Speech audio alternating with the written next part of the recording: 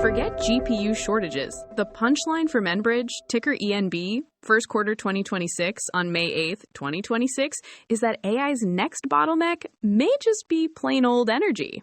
The least glamorous AI stock pitch imaginable, right? Pipes, turbines, storage tanks, and winter heating demand. Beautifully unsexy. Exactly. You're listening to Earnings Unscripted, and this was a very Enbridge quarter. Huge revenue, record pipe usage, reaffirmed guidance, but EPS actually went down. So, Miro, good quarter or accounting fog machine? Good operating quarter, weaker bottom line optics. Revenue came in at $22.36 billion, up about 30% from Q4. Operating income rose to $3.23 billion, but diluted EPS fell to 76 cents from 89 cents last quarter, and adjusted EPS was 98 cents, down 5 cents year over year. So the machine is busier, but the shareholder math looks less shiny. Right. And I don't have consensus estimates in front of me, so no fake beat-miss drama from us today.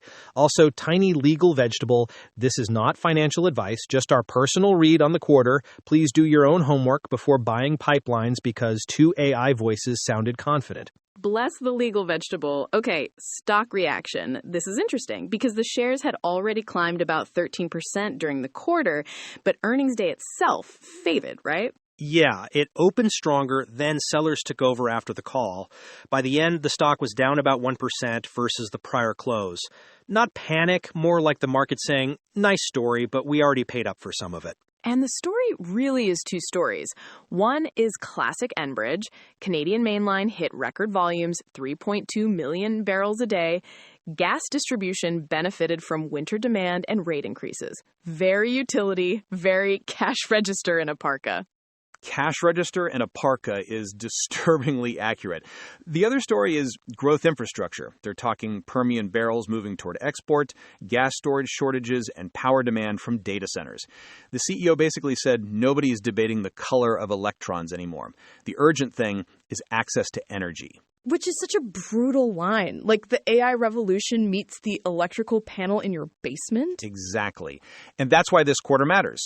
Enbridge is trying to recast itself from boring toll road for hydrocarbons into reliability backbone for everything that needs power. Oil exports, LNG, utilities, hyperscalers, all of it. But, okay, the little cloud in the room, leverage. They've got a $40 billion secured capital backlog. Total debt moved up again. And management admitted leverage is basically at the top of the target range. Yes, that's the constraint. They can say 5% growth out to 2030, and they reaffirmed that outlook, but the balance sheet has to carry the construction phase.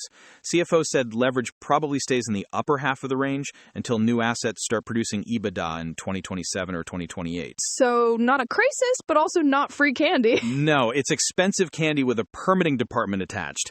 And the human detail that stuck with me is Line 5 in Wisconsin. 41 miles of relocation, cost approaching $900 million, and roughly a third of that burned on 6 years of permitting, legal, and tribal engagement before you even get the simple joy of moving dirt. That is wild. A pipeline company where the hardest material to move is not oil, it's permission. That's the episode, basically. Demand looks real, assets are full, the AI energy angle is not nonsense, but every growth dollar has to pass through regulators, construction risk, and a balance sheet already carrying a lot of weight. All right, so record utilization, EPS pressure, AI energy dreams, and a very expensive lesson in North American infrastructure friction.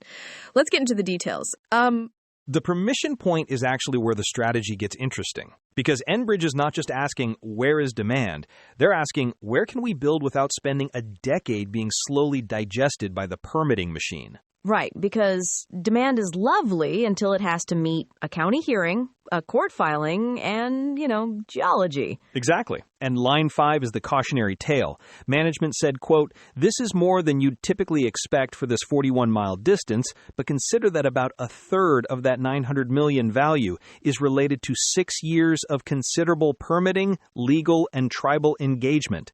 That is a brutal sentence. Yeah, a third of the cost before the project really becomes a project. That's not steel and welding. That's permission rent. Yes. And look, some of that engagement is necessary. These are real lands, real environmental risks, real communities. But as an investor, the lesson is blunt. A pipe on a map is cheap. A pipe through the actual world is expensive. That's such a good distinction. The spreadsheet pipe versus the earth pipe. And the earth pipe has lawyers. Lots of lawyers. Which is why I think the gas storage angle is more important than it sounds. They sanctioned that Tres Palacios expansion on the Gulf Coast, 25 BCF, about $400 million targeting mid-teen returns. That is not a giant heroic new corridor. It's more like, we already own a useful thing, let's make it more useful. So less grand infrastructure saga, more adding a very valuable closet to a house that everyone suddenly needs to store stuff in. Pretty much. And the quote there was also striking. Their gas transmission head said the ratio of storage to production and demand in the U.S. has been cut in half over the last 10 years.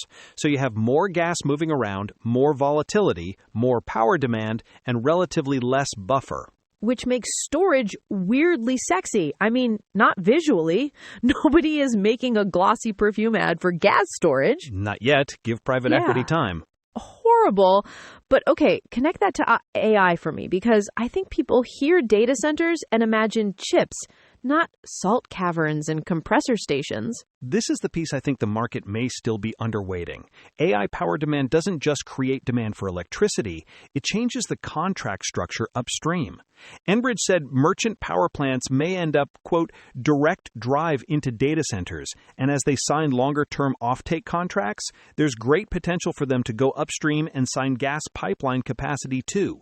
So the data center signs a long-term power deal, the power plant gets confidence, and then the power plant can commit to gas transport. Yes, it turns a volatile merchant plant into something closer to an infrastructure customer.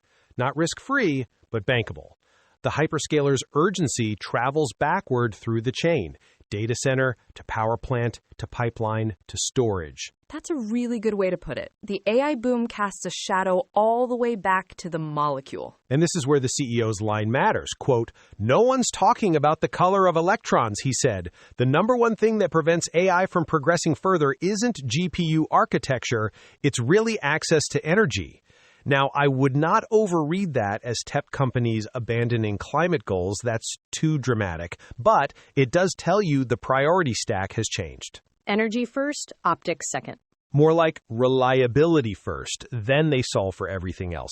And Enbridge is nicely positioned because it can say, okay, we have gas pipes, we have storage, we have utilities, and by the way, we also just sanctioned a 300-megawatt wind project in Texas for Meta. So they're not selling one ideological flavor of electron. They're selling availability. Which is very Enbridge. We do not care what your narrative is. We will move the energy. Exactly. But, and this is the brake pedal, capital is not unlimited. In Q1, CapEx slightly exceeded cash from operations. Not by some catastrophic amount, but symbolically it matters. They are building heavily while leverage is already sitting near the top of their target band. So even if the opportunity set is real, they still have to choose the projects that don't trap them in cost overruns and slow approvals. Yes, the best version of Enbridge from here is not build everything. It's disciplined selection, brownfield expansions, storage, contracted power capacity tied to credible offtake. The worst version is chasing every AI-adjacent headline while the balance sheet is already doing squats with a backpack full of bricks. So the deep read is demand is not the debate. The debate is which demand becomes cash flow without getting eaten alive by permitting, leverage, or construction risk. That's it. And heading into the outlook, I'd watch less for flashy announcements and more for proof that these projects are financeable, contracted, and actually executable. Which is maybe less glamorous, but probably exactly where this story either earns its multiple or starts to wobble. Exactly. And I think the market's question now is not, is Enbridge useful? It clearly is. The question is, how much ambition can this balance sheet safely digest? Yeah, because management sounded very confident. CFO said they're on track to achieve the midpoints of EBITDA and DCF guidance, and they reaffirmed that post-2026 5% growth outlook. That's not shy. No, and Ebel basically pushed it further. He said the backlog story is not just 2026, it runs through 2030. So this is a multi-year compounding pitch, not a one-quarter victory lap. But investors are allowed to say, lovely, show me, especially when leverage is sitting high and the stock already had a good run. Right. The fade after the call makes sense to me. It wasn't rejection. It was the market saying, we believe the assets. We are not yet paying full price for the dream. So next quarter, I'm watching proof of restraint. Not just more AI power headlines, but actual contracted projects, clean execution, and maybe some evidence that CapEx doesn't keep outrunning the cash engine. Same. I'd add leverage language. If they keep saying upper half of the range, okay, fine. If that starts sounding more permanent, the dividend growth comfort blanket gets a little thinner. And maybe MLO3 too, right? If they can squeeze more out of existing infrastructure without creating another regulatory saga, that's the elegant version of growth. Yes, boring elegance, very underrated. Enbridge's best case is not becoming sexy, it's becoming indispensable. That's the line, isn't it? Indispensable, but not invincible. Exactly. Pipes, storage, power, data centers, big opportunity, big debt stack. Adult supervision required. And on that deeply romantic note, we'll leave the financial tape there. Thanks for listening, everyone. If you want these earnings drops to just show up without hunting for them, following the show is the easiest little habit. And just as our quiet disclosure, Earnings Unscripted is AI assisted, with each episode grounded in source material like filings, investor decks, and call transcripts, not just market chatter. If you've got feedback or a ticker you want us to tackle, send it to earningsunscripted@datamadness.ca. Thanks for listening and take care.